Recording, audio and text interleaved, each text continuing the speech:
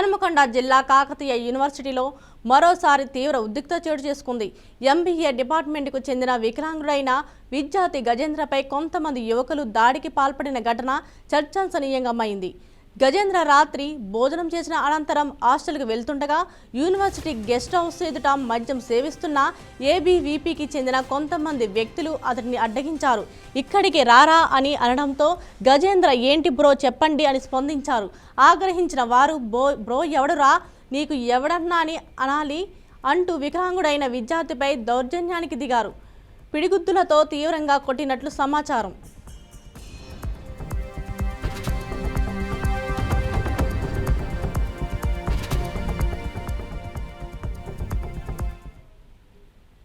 ఈ దాడి సమాచారం వెంటనే గజేంద్ర తన సన్నిహితులకు తెలియజేయగా వారు యూనివర్సిటీ గెస్ట్ హౌస్ వద్ద తీవ్ర ఆందోళనకు దిగారు.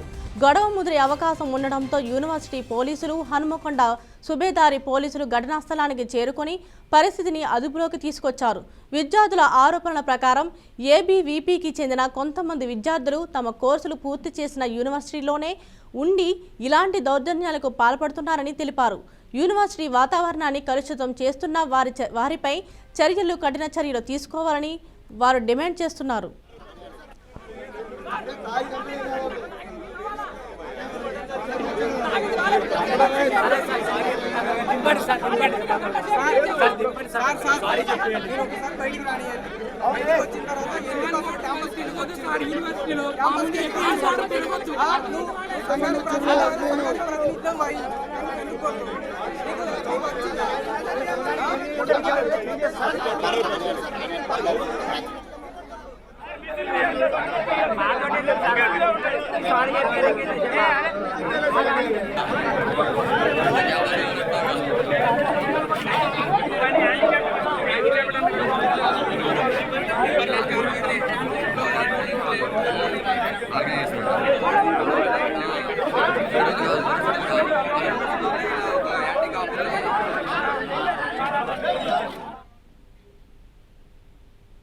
దీనిపై మరింత సమాచారాన్ని మా ప్రతినిధి సాల్మాన్ అందిస్తారు. చెప్పండి సాల్మాన్. Thank you Fatima. కాకతీయ యూనివర్సిటీలో విద్యార్థుల మధ్య మరొకసారి ఘర్షణ వాతావరణం అయితే చోటు చేసుకుంది. అంటే గతంలో చూసుకున్నట్లయితే నాన్ బోర్డు విద్యార్థులు హాస్టల్లో ఉంటూ భోజనాలు చేస్తూ హంగామా చేస్తున్నారని అయితే గతంలో కూడా వినిపించాయి. అదేవిధంగా ఈ రోజు అంటే నైట్ భోజనం చేసుకొని వస్తున్న క్రమంలో గజేంద్ర అనే ఎంబీఏ విద్యార్థి భోజనం చేసుకొని వస్తున్న క్రమంలో కొంతమంది యువకులు అతన్ని మందలించి మమ్మల్ని అన్నానాలి బ్రో అనే ఈ మధ్య వీరికి ఒకరి మాట పెరిగి గజేంద్ర అనే విద్యార్థిని మాత్రం కొంతమంది విద్యార్థులు దాడి చేశారని అయితే గజేంద్ర తన యొక్క స్నేహితులకు చెప్పడంతో గజేంద్ర స్నేహితులు విద్యార్థులు పెద్ద ఎత్తున ఆ యొక్క సంఘటన జరిగిన స్థలానికి చేరుకోవడంతో విద్యార్థుల మధ్య కొంత వాతావరణం అంటే చోటు చేసుకుంది. దీనికి సంబంధించి యూనివర్సిటీ మొత్తం అంటే భోజనం చేసుకొని ఉన్న విద్యార్థులందరూ ఉటావుటిన సంఘటన స్థలానికి అయితే చేరుకున్నారు.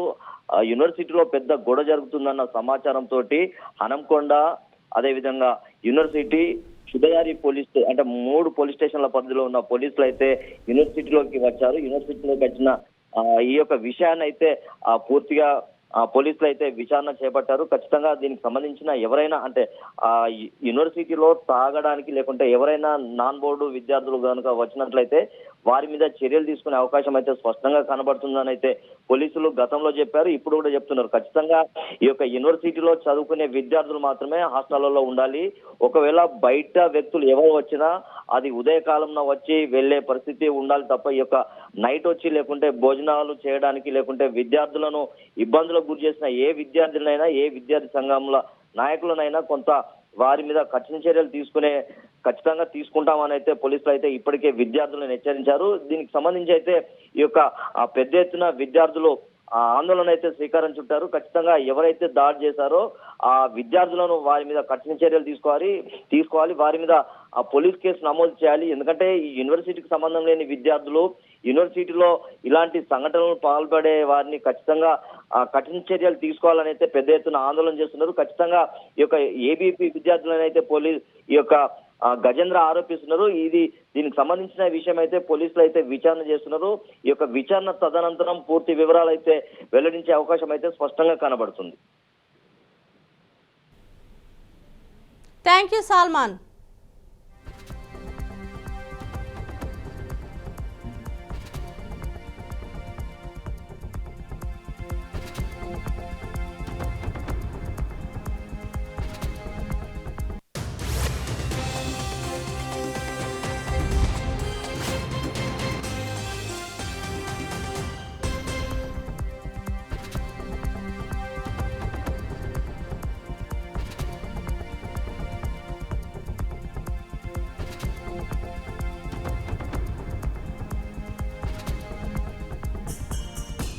ఎన్టీఆర్ జిల్లా మైలవరంలో మానవత్వం మంటగలిసిన ఘటన చోటు చేసుకుంది.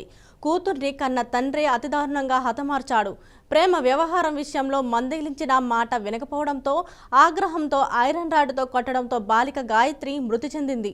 దీంతో తెలంగాణ రాష్ట్ర మదిర ప్రాంతంలో ఒక వాగులో గాయత్రి మృతదేహాన్ని పడేసినట్లు తండ్రి బాజీ పోలీసుల విచారణలో తెలిపాడు. నిందితుడు బాజీని అదుపులోకి తీసుకున్నట్లు సీఐ చంద్రశేఖర్ వెల్లడించారు. కేసు దర్యాప్తులో చాకచక్యంగా వ్యవహరించిన ఎస్ఐ సుధాకర్ సిబ్బందిని సిఐ అభినందించారు.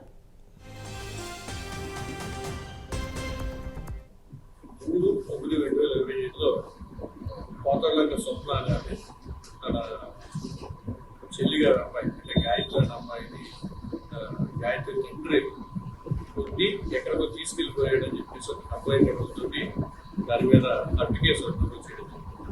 అట్టు కేసు నమోదు చేసి క్లూస్ టీంతో దాన్ని సీనియర్ ప్రొఫెసర్ అని వెరిఫై చేసుకుని దర్యాప్తు చేసుకుని అమ్మాయిని వెతికే క్రమంలో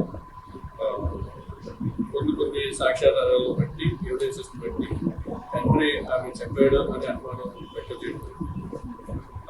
ఈ అనుమానంతో తండ్రి చిందే బాజీ ఈ మీద గతంలో చాలా కేసులు గంజాయి కేసులు నమోదయ్యాయి. 10 కేసులు గంజాయి కేసులు అట్టి కేసులు నమోదయ్యాయి. రీసెంట్ గా మన మైలవరంలో లిమిట్స్ లో కూడా చిందే బాజీ కూడా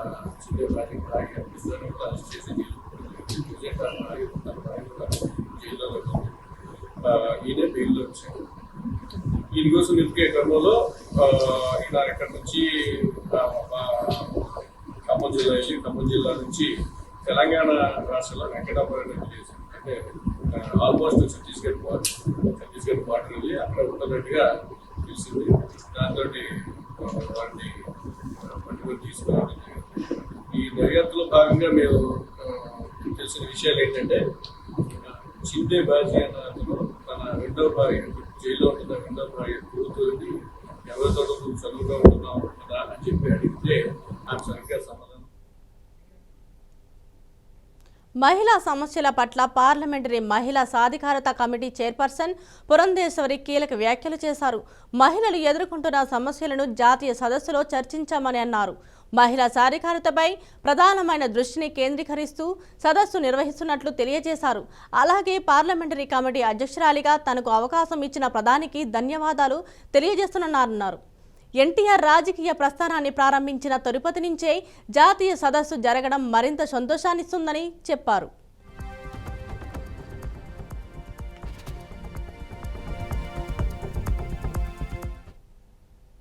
విమెన్ ఎంపవర్మెంట్ కమిటీకి చైర్పర్సన్గా ఉన్నటువంటి సందర్భంలో మొట్టమొదటిసారి జాతీయ స్థాయిలో జరగవలసినటువంటి కాన్ఫరెన్స్ ఇవాళ తిరుపతిలో జరుగుతుంది. రేపు ఎల్లుండి జరుగుతుంది. కనుక వచ్చేటువంటి డెలిగేట్స్ ఎవరైతే ఉంటారో దేశ నలుమూలల నుండి వస్తారు కాబట్టి అన్ని విధాలా కూడా వారికి సౌకర్యం చూడటం, అదేవిధంగా కాన్ఫరెన్స్ ఏ విధంగా నిర్వహించాలనేటువంటి విషయాన్ని సమీక్షించుకోవటం, ఇదంతా కూడా చైర్పర్సన్గా నాకున్నటువంటి గురుతరమైనటువంటి బాధ్యత. అందుకని ఈ విషయాలన్నీ కూడా సమీక్షించుకోవడానికి ఇక్కడ రావడం జరిగింది. ఒకటి నాకు గౌరవం ఏంటంటే నేను ఆంధ్రప్రదేశ్కి చెందినటువంటి వ్యక్తిగా మొట్టమొదటి కాన్ఫరెన్స్ ఆంధ్రప్రదేశ్లో ప్రారంభం అవటం అనేది నిజంగా నేను చాలా గౌరవంగా భావిస్తున్నాను. అదేవిధంగా మా తండ్రి గారి వారి రాజకీయ ప్రస్థానాన్ని ఇక్కడ నుండే ప్రారంభించారు. అటువంటి ప్రాంతం అన్నింటికంటే మిన్నగా స్వామివారి పాదాల చెంత నుండి ఈ యొక్క కాన్ఫరెన్స్ ప్రారంభం కావటం, ఇవన్నీ కూడా నేను చాలా గౌరవంగా భావించేటువంటి విషయం. రేపు దగ్గర 250 నుండి 300 మంది డెలిగేట్స్ దీంట్లో భాగస్వాములుగా ఉంటారు. ఈ యొక్క కాన్ఫరెన్స్ ప్రధాన ఉద్దేశం ఏమిటంటే women led development for Viksit Bharat అనేది ఈ యొక్క కాన్ఫరెన్స్కి పేరు పెట్టడం జరిగింది. అంటే దేశ జనాభాలో సగభాగంగా ఉన్నటువంటి మహిళల్ని కనుక మనం కలుపుకుని ముందుకు వెళ్ళలేకపోయినట్లయితే దేశ ప్రగతిని సాధించలేము. కాబట్టి ఏ విధంగా వారిని కలుపుకుంటూ ముందుకు వెళ్ళాలి అనేటువంటి అంశాన్ని ప్రధానంగా తీసుకున్నాము. విమెన్ ఎంపవర్మెంట్ కమిటీకి చైర్పర్సన్గా ఉన్నటువంటి సందర్భంలో మొట్టమొదటిసారి జాతీయ స్థాయిలో జరగవలసినటువంటి కాన్ఫరెన్స్ ఇవాళ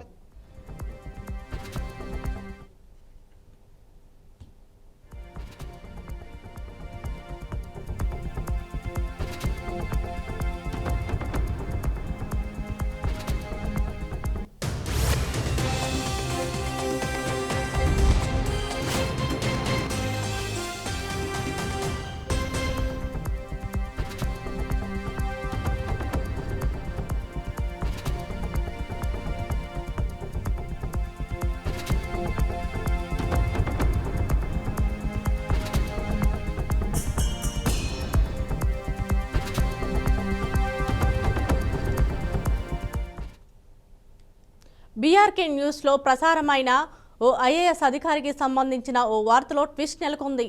ఓ ఐఏఎస్ ఎవరో కాదు, జయేష్ రంజన్. ఈయన తెలంగాణ సీఎంఓకు పర్యటన శాఖలో కీలక బాధ్యతలు నిర్వహిస్తున్నారు. కాగా జయేష్ రంజన్ వేధింపులకు ఓ ఉద్యోగి ఆత్మహత్య ప్రయత్నం చేసిందన్న వార్తల్లో ఎలాంటి నిజం లేదు. తనపై వస్తున్న ఆరోపణలను సదర్ ఉద్యోగి దిల్లేశ్వరి కొట్టిపడేశారు. తాను బాగానే ఉన్నట్లు, ఎలాంటి సూసైడ్కు తాను ప్రయత్నించలేదని ఓ వీడియో విడుదల చేశారు దిల్లేశ్వరి. తనపై వస్తున్న వార్తల పట్ల ఛానల్స్ అప్రమత్తంగా ఉండాలన్నారు. మరోసారి ఇలా ఫేక్ వార్తలు ప్రసారం చేస్తే లీగల్గా ఎదుర్కొంటారన్నారు.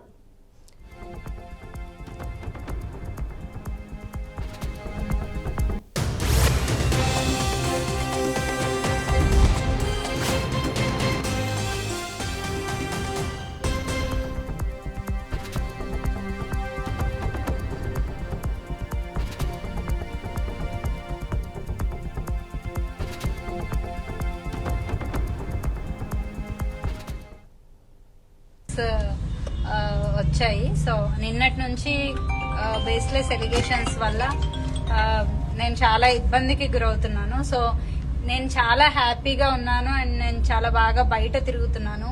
ఎందుకు ఇలాంటి బేస్లెస్ ఎలిగేషన్స్ వేస్తున్నారో నాకు కూడా అర్థం కావట్లేదు. సో ఇంకొకసారి ఎవరైనా సరే ఇలా అంటే మంచిగా ఉండే వాళ్ళకి, ఆరోగ్యంగా ఉండే వాళ్ళకి హాస్పిటల్లో చికిత్స జరుగుతుంది, వీళ్ళు ఆత్మహత్య ప్రయత్నం చేశారు, సూసైడ్ అటెంప్ట్ చేశారు, ఇలాంటి బేస్లెస్ ఎలిగేషన్స్ అన్ని కూడా వేస్తున్నారు.